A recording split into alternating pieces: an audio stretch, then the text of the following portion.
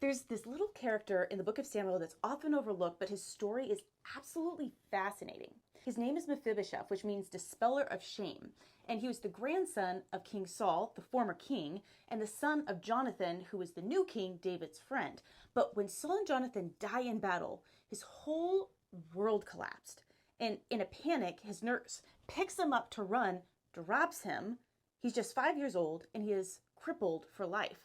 He goes from royalty to refugee. He spent years hiding in this place called Lodabar, which literally means barren, forgotten, empty. And when King David finally summons him, he didn't come expecting grace. He came expecting judgment because, as I'm sure you know, in those days, when a new king would take over, he would wipe out any of the old royal bloodline. So he shows up before David and he says, "What is your servant that you would notice a dead dog like me?" That's how low he saw himself.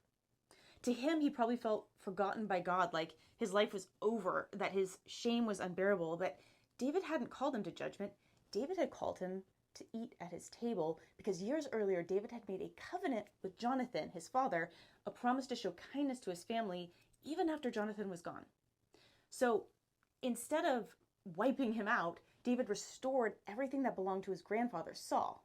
He gave him land, honor, and this permanent seat at the table.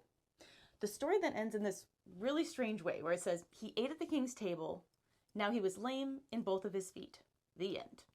They already told us this in the beginning. Like, why are they ending the story with this reminder? Well, there's two big takeaways from this character. The author is reminding us at the end that God didn't change his condition. He changed his position.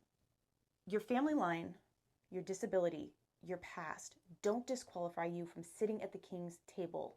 Second, God can change your life suddenly. He can revive what you thought was over. You can be broken and still be chosen. You can be limping and still be lifted.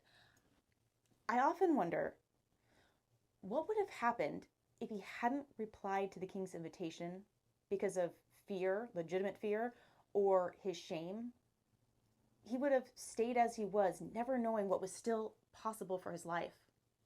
When it looks like everything is destroyed, remember that you too have been given a king's invitation to come and sit at his table. Don't let shame or a hopeless spirit stop you from taking him up on his offer. Restoration is possible and it is coming.